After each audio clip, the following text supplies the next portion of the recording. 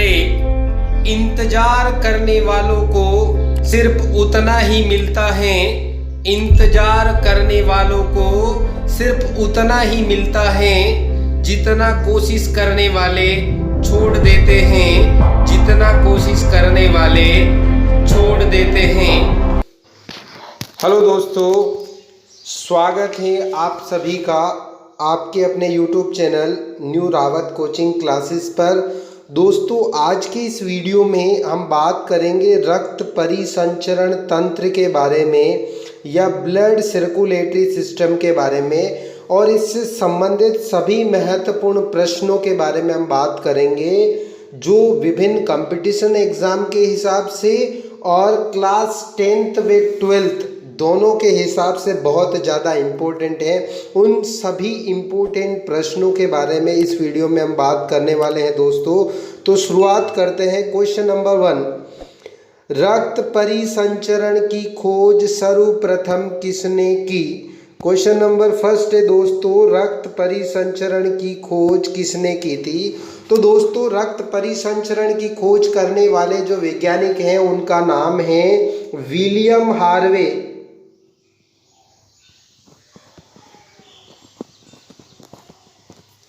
William Harvey, और एक और थे इनके साथ मार्सेलो मेलपिगी।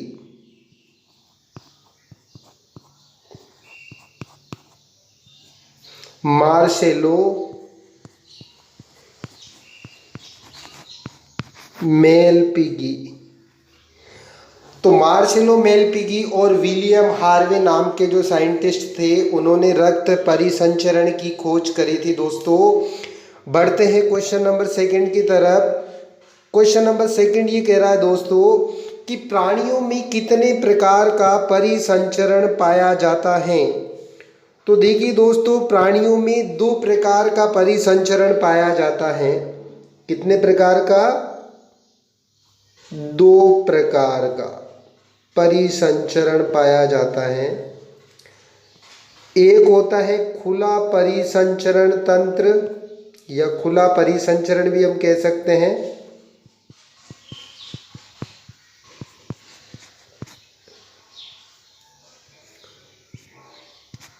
और दूसरा होता है दोस्तों बंद परिसंचरण।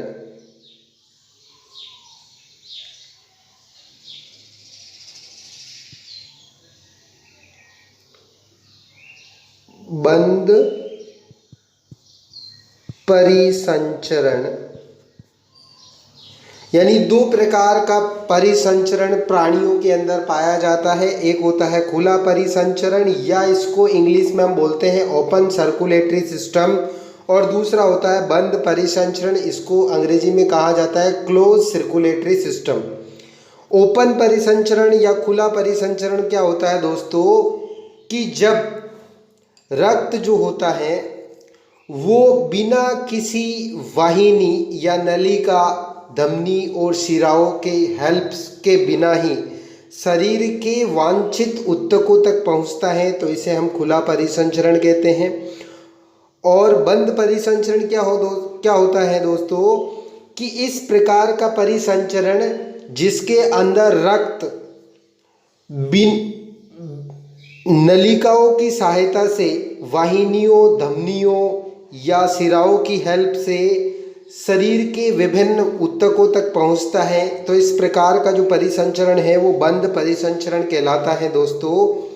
नेक्स्ट क्वेश्चन की तरफ बढ़ते हैं। क्वेश्चन नंबर 3, खुला परिसंचरण किन प्राणियों में पाया जाता है? यानी ओपन सर्कुलेटरी सिस्टम जो होता है वो किन प्राणियों के अंदर पाया जाता है? तो दोस्तों, खुला परिसंचरण जो होता है वो किन किन प्राणियों में पाया जाता है? एक तो पाया जाता है दोस्तों कीटों के अंदर। जो कीट होते हैं उन कीटों के अंदर, वह कुछ मोलस्का संघ के जो प्राणी होते हैं, कुछ मोलस्क में,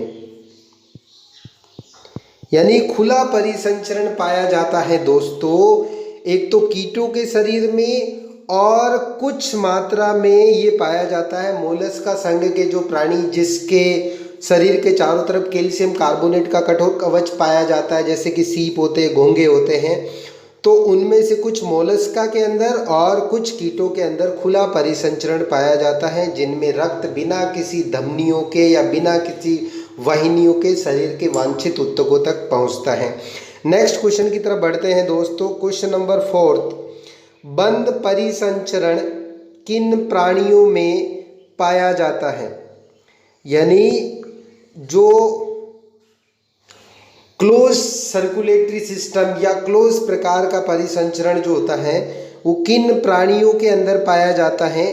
तो देखिए दोस्तों, बंद प्रकार का जो परिसंचरण है वो पाया जाता है अधिकांश कशेरुकी प्राणियों में।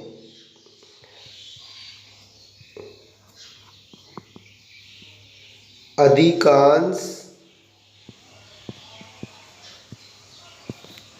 कशेरुकी प्राणियों में, यानी जिनके अंदर रीढ़ की हड्डी पाई जाते हैं, कशेरुक दंड पाई जाती है, उन सभी कशेरुकी प्राणियों में। जैसे अगर हम बात करें तो एक मनुष्य, स्वयं मनुष्य के अंदर भी बंद प्रकार का परिसंचरण होता है। इसी तरह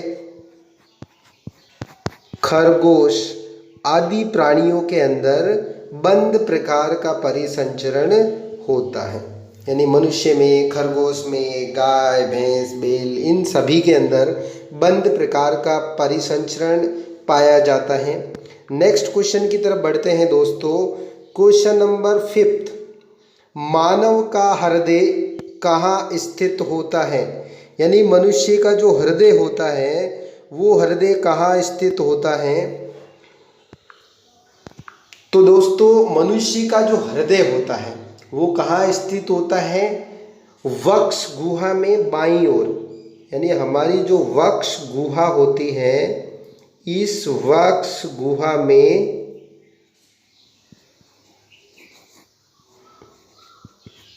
बाईं ओर, मतलब लेफ्ट साइड में, दोनों फेफड़ों, वक्ष गुहा में बाईं ओर दोनों फेफड़ों के मध्य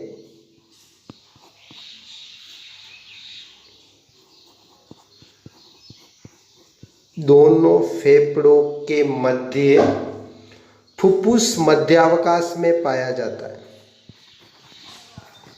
फुफ्फुस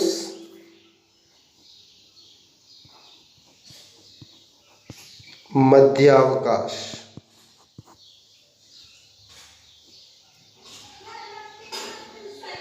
फुफ्फुस मध्यावकाश में, इस फुफ्फुस मध्यावकाश को हम अंग्रेजी में कहते हैं दोस्तों मेडिएस्टिनल स्पेस। मेडिएस्टिनल स्पेस। इस मेडिएस्टिनल स्पेस के अंदर मानव का हृदय पाया जाता है दोस्तों। अगर हम बात करें दोस्तों कि मानव का जो हृदय है, इस हृदय की उत्पत्ति कैसे हुई, यानी मानव के हृदय की उत्पत्ति की अगर हम बात करें दोस्तों, तो उत्पत्ति 3 जो भ्रूणीय जनन स्तर होते हैं उनमें से जो मीसोडर्म स्तर होता है, इस मीसोडर्म से या मध्य जन स्तर से, मीसोडर्म स्तर से, या इसको हिंदी में बोलते हैं मध्य जनन भी कह सकते हैं, मध्य जन स्तर भी कह सकते हैं दोस्तों। यानी मानव का जो हृदय है वो कहाँ स्थित होता है? तो वक्ष गुहा में बाईं तरफ दोनों फेफड़ों के मध्य जो फुफ्फुस मध्यावकाश या मेडिएस्टिनल स्पेस होता है वहाँ पर स्थित होता है। और इस हृदय की उत्पत्ति कौन से स्तर से होती है दोस्तों? मीसोडर्म स्तर या मध्य जनन स्तर से होती है। बढ़ते हैं नेक्स्ट क्वेश्चन। क्वेश्चन नंबर 6 है दोस्तों, मानव हृदय का आकार लगभग कितना होता है? यानी मानव का जो हृदय होता है उस हृदय का आकार कितना होता है। तो दोस्तों हृदय का जो आकार होता है वो प्रत्येक व्यक्ति की मुट्ठी जो होती है उस मुट्ठी के आकार का होता है। यानी प्रत्येक व्यक्ति की बंद मुट्ठी जो होती है, बंद मुट्ठी के आकार का, यानी प्रत्येक व्यक्ति की जो बंद मुट्ठी होती है उसके साइज के बराबर हमारी हार्ट की साइज होती है या आकार होता है दोस्तों। नेक्स्ट क्वेश्चन की तरफ बढ़ते हैं दोस्तों। क्वेश्चन नंबर 7 ये कह रहा है स्तनधारियों का हृदय कितने कोष्ठों में बटा होता है। जितने भी ममेलियंस होते हैं, स्तनधारी होते हैं, उनका हृदय कितने कोष्ठों में बटा होता है। तो दोस्तों स्तनधारियों का जो हृदय होता है वो हृदय 4 कोष्ठों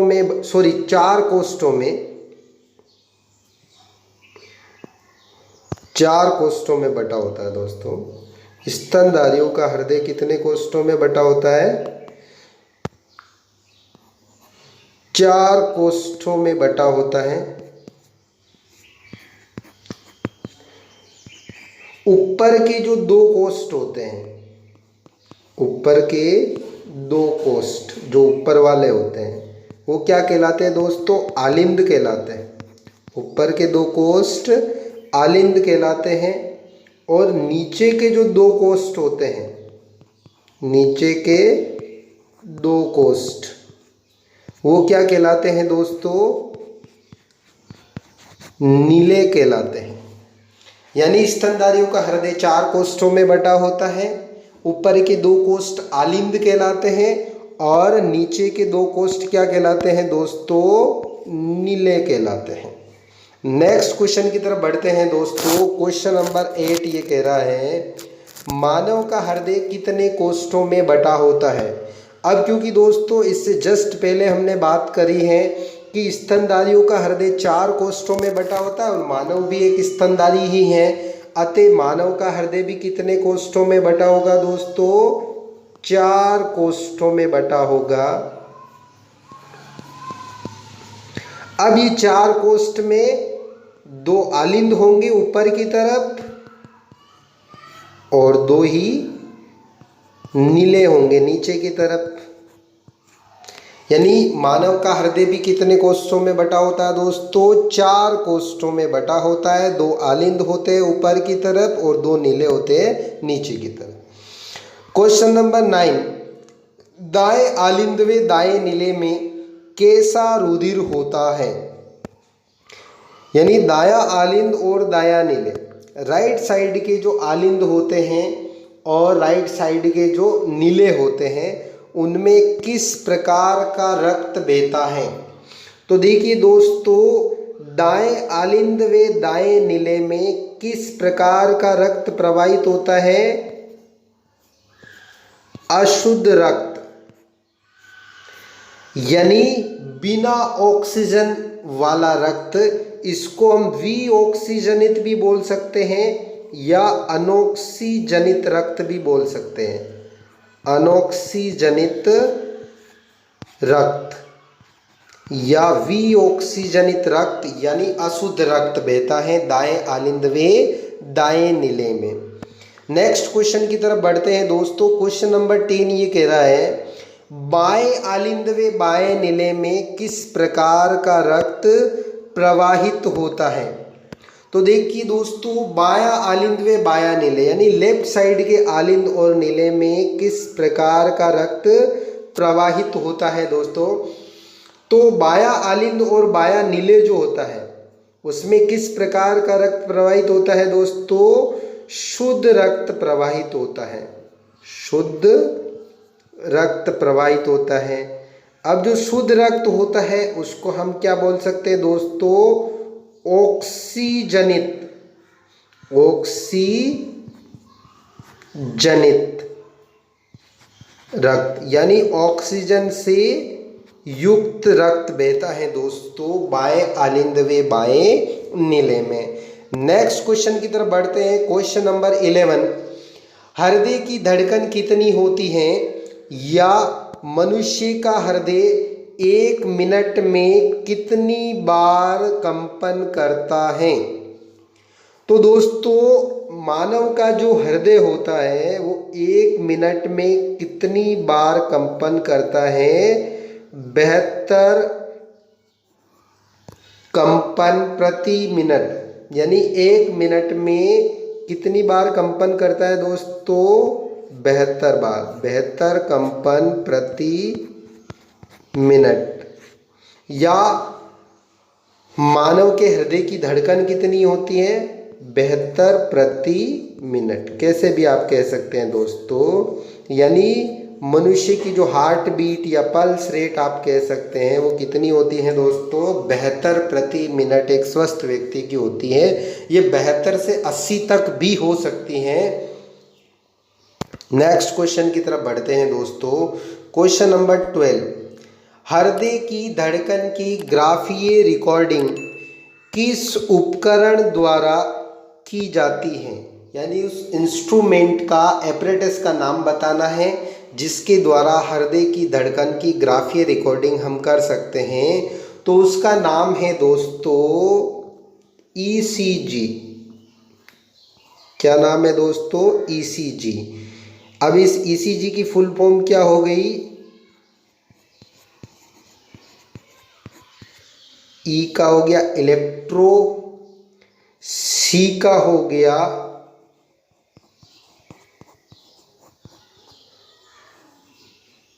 कार्डियो, सी का हो गया दोस्तों कार्डियो, और जी का हो गया ग्राम। ईसीजी फुल फॉर्म क्या हो गई दोस्तों? इलेक्ट्रोकार्डियोग्राम, या इसको आप एक शब्द में भी लिखना चाहे तो इलेक्ट्रो कार्डियो, लास्ट में एम है दोस्तों ना, cardio, GRAM, electrocardiogram. Next question 13 number कह रहा है, हमारे शरीर में कितने प्रकार की रुधिर वाहिनियां या वाहिकाएं होती हैं? तो दोस्तों हमारे शरीर में जो रक्त वाहिनियां होती है या रुधिर वाहिनियां होती हैं वो कितने प्रकार की होती हैं दोस्तों? 3 प्रकार की। कितने प्रकार की? 3 प्रकार की रक्त वाहिनियां होती हैं। अब वो 3 प्रकार की कौन कौन सी होती है? नंबर 1 धमनी, जिसको हम आर्टरी बोलते हैं,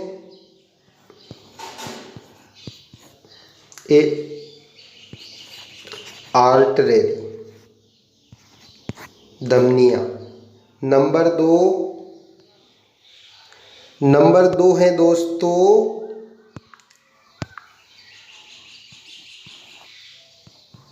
शिरा या शिराएं, जिसको हम वेन्स बोलते हैं। और नंबर 3 है दोस्तों केशिकाएं।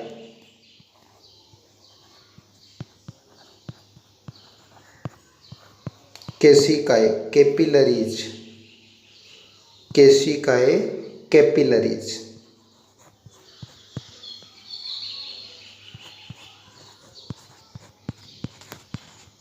कैपिलरीज यानी हमारे शरीर में कितनी प्रकार की वाहिनियां या वाहिकाएं होती है दोस्तों? 3 प्रकार की रक्त वाहिनियां होती है, धमनी या धमनियां, शिरा या वेन्स, और केशिकाएं या कैपिलरीज। देखिए दोस्तों धमनियों के अंदर शुद्ध रक्त बहता है, यानी धमनियाँ क्या करती हैं, रक्त को हृदय से शरीर के विभिन्न भागों की तरफ ले जाने का काम करती है।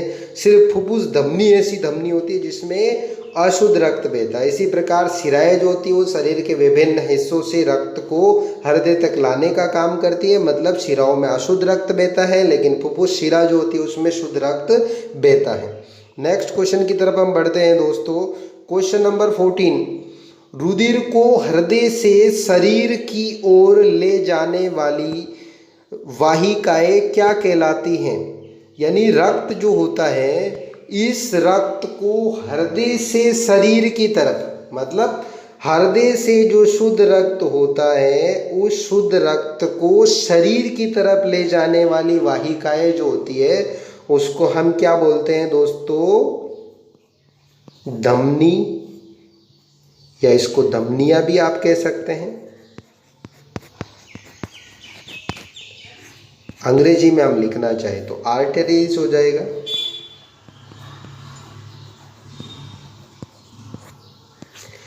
यानी रुधिर को हृदय से शरीर की ओर ले जाने का काम कौन करती है दोस्तों, धमनी या धमनियां करती है, आर्टरीज। क्वेश्चन नंबर 15, रुधिर को शरीर के विभिन्न भागों से हृदय की ओर लाने वाली जो वाहिकाएं होती हैं उन्हें हम क्या कहते हैं। तो शरीर के विभिन्न भागों से अशुद्ध रक्त को हृदय की तरफ लाने का काम कौन करती है दोस्तों, शिराएं, जिसको हम क्या बोलते हैं, वेन्स बोलते हैं दोस्तों। यानी शिराएं या वेन्स जो होती हैं वो हृदय से रक्त को शरीर के विभिन्न भागों से रक्त को हृदय की ओर लाने का काम करती हैं। नेक्स्ट क्वेश्चन नंबर 16, कौन सी धमनी में अशुद्ध रक्त तथा कौन सी शिरा में शुद्ध रक्त प्रवाहित होता है। अब देखिए दोस्तों, अशुद्ध रक्त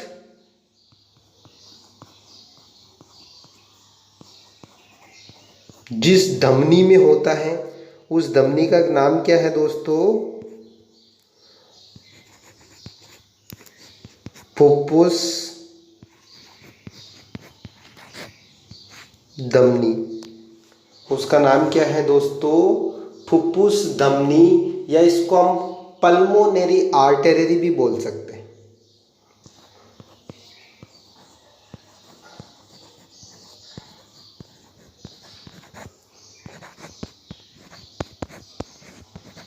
पल्मोनरी आर्टरी, यानी अशुद्ध रक्त जिस धमनी में बहता है उस धमनी का नाम क्या है दोस्तों, फुफ्फुस धमनी या पल्मोनरी आर्टरी।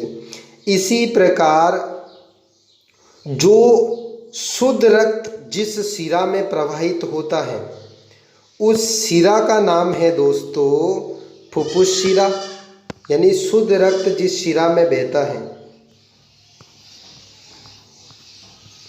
शुद्ध रक्त, और वो किस में बहता है दोस्तों, फुफ्फुस शिरा में। और इस फुफ्फुस शिरा को हम अंग्रेजी में क्या कह सकते हैं दोस्तों, पल्मोनरी वेन्स। पल्मोनरी वेन्स के अंदर शुद्ध रक्त बहता है। ये हमारे शरीर की एकमात्र ऐसी शिरा होती है जिसमें शुद्ध रक्त बहता है। बाकी सभी शिराओं में किस प्रकार का रक्त बहता है दोस्तों, अशुद्ध रक्त बहता है, यानी विऑक्सीजनित, ऑक्सीजन रहित रक्त बहता है। नेक्स्ट क्वेश्चन की तरफ बढ़ते हैं। क्वेश्चन नंबर 17 ये कह रहा है दोस्तों, धमनी और शिरा में अंतर लिखिए। यानी क्या डिफरेंस होता है धमनी और शिरा के बीच में। तो देखिए दोस्तों, धमनी और शिरा में डिफरेंस की अगर हम बात करें तो क्या क्या डिफरेंस होता है दोस्तों।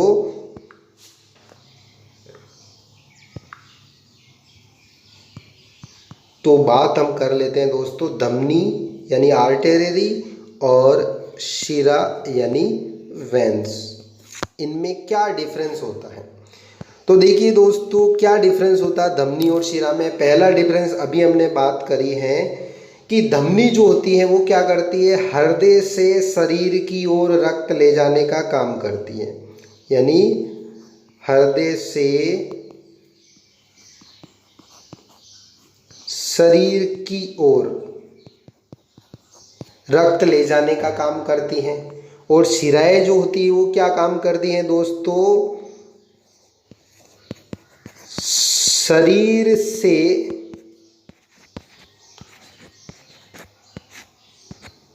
हृदय की ओर, शरीर से हृदय की ओर रक्त को लाने का काम करती है दोस्तों। दूसरा जो डिफरेंस होता है वो डिफरेंस क्या होता है दोस्तों, दूसरा अंतर ये होता है कि जो धमनी होती है, इस धमनी में किस प्रकार का रक्त बहता है, शुद्ध रक्त बहता है। और शिराओं में किस प्रकार का रक्त बहता है दोस्तों, अशुद्ध रक्त बहता है। यानी दूसरा डिफरेंस क्या हो गया कि धमनियों में शुद्ध रक्त बहता है और शिराओं में अशुद्ध रक्त बहता है। एक इसका अपवाद है, वो कौन सा होता है, फुफ्फुस धमनी। यानी आप लिखोगे तब क्या करोगे, फुफ्फुस धमनी को छोड़कर शेष धमनियों में शुद्ध रक्त बहता है। और इसका भी एक अपवाद है, वो क्या है, फुफ्फुस शिरा, पल्मोनरी वेन्स जो होती हैं उसको छोड़कर शेष शिराओं में किस प्रकार का रक्त बहता है, अशुद्ध रक्त बहता है। फिर अंतर और देखें दोस्तों, अगर हम देखें तो जो धमनी होती है, इस धमनियों की दीवारें जो होती हैं वो कैसी होती है दोस्तों, मोटी होती हैं। और शिराओं की जो दीवारें होती हैं वो दीवारें कैसी होती है दोस्तों, पतली होती हैं। यानी धमनी की दीवारें मोटी होती है, शिराओं की दीवारें पतली होती हैं। धमनियां जो होती हैं वो कम गहराई में स्थित होती है, कम गहराई में स्थित होती हैं। और शिराएं जो होती है वो अधिक गहराई में स्थित होती हैं, यानी ज़्यादा गहराई में स्थित होती है। ये धमनी और शिरा में मुख्य मुख्य जो अंतर होते हैं उनके बारे में हमने बात कर ली। नेक्स्ट क्वेश्चन की तरफ अगर हम बढ़े दोस्तों, question number 18 very important question है दोस्तों। क्वेश्चन नंबर 18 ये कह रहा है कि एक स्वस्थ मनुष्य की रक्त दाब, इसको रक्तचाप भी हम कह सकते हैं दोस्तों, इसको अंग्रेजी में ब्लड प्रेशर या संक्षेप में हम बीपी बोलते हैं, बीपी। यानी एक जो स्वस्थ व्यक्ति होता है, इस स्वस्थ व्यक्ति के ब्लड प्रेशर का मान कितना होता है। तो देखिए दोस्तों, एक स्वस्थ व्यक्ति के ब्लड प्रेशर का मान कितना होता है, 120/80 mmHg। यानी पारे के पाठ्यांक पर 120/80 mm होता है पारे के पाठ्यांक पर। अब यहाँ पे 120 क्या होता है दोस्तों, ये होता है सिस्टोलिक,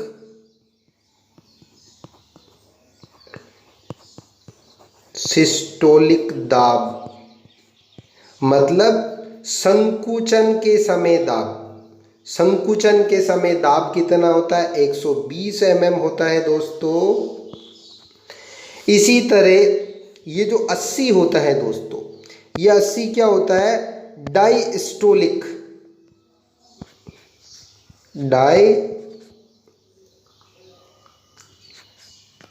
डायस्टोलिक, या इसको आप विकुंचन कह सकते हैं, विकुंचन दाब कह सकते हैं या डायस्टोलिक कह सकते हैं,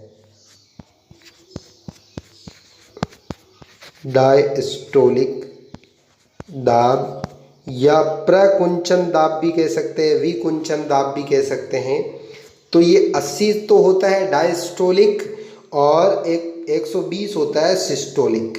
ये एक स्वस्थ व्यक्ति के ब्लड प्रेशर का मान होता है। नेक्स्ट क्वेश्चन, क्वेश्चन नंबर 19, रक्त दाब ब्लड प्रेशर मापने वाले यंत्र का नाम क्या है? यानी ब्लड प्रेशर को मापने के लिए डॉक्टर किस इंस्ट्रूमेंट का उपयोग करता है? तो दोस्तों ब्लड प्रेशर को मापने के लिए जिस इंस्ट्रूमेंट का या उपकरण का यूज किया जाता है उस उपकरण का नाम क्या है दोस्तों? स्फिग्मोमेनोमीटर।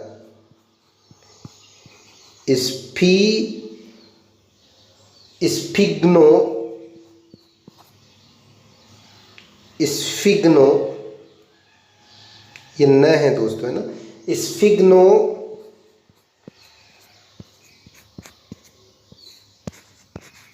मैनोमीटर। स्फिग्नो मैनोमीटर अंग्रेजी में आप लिखना चाहे तो भी लिख सकते हैं। Sphygmomanometer.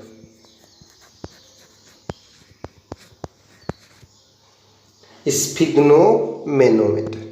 Next question number 20। हृदय की धड़कन किसके द्वारा नियंत्रित होती है? यानी हमारी जो हार्ट बीट होती है, इस हार्ट बीट का नियंत्रण किसके द्वारा होता है? तो दोस्तों हृदय की धड़कन का जो नियंत्रण होता है वो एस ए एन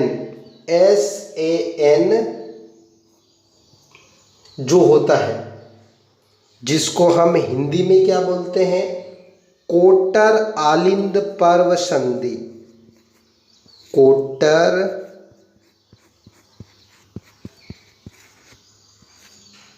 आलिंद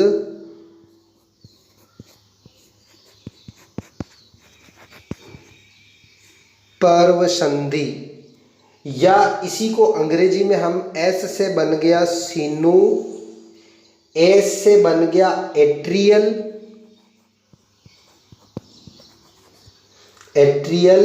और एन से बन गया नोड, सीनू एट्रियल नोड।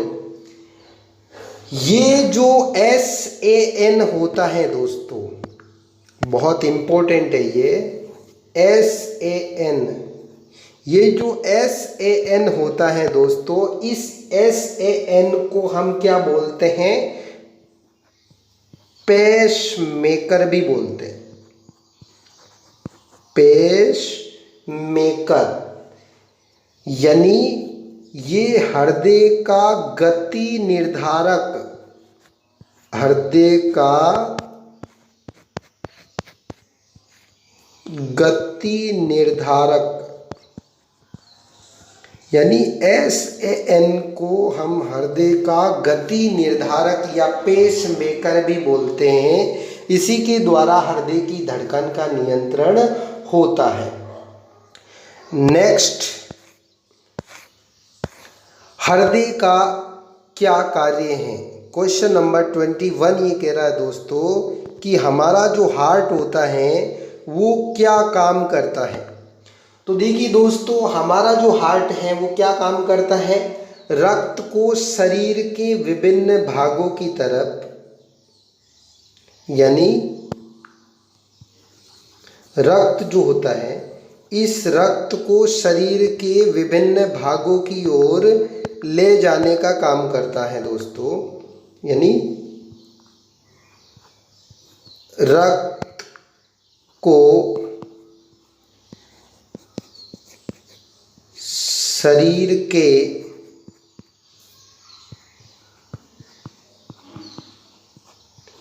विभिन्न भागों की ओर पंप करने यानी भेजने का कार्य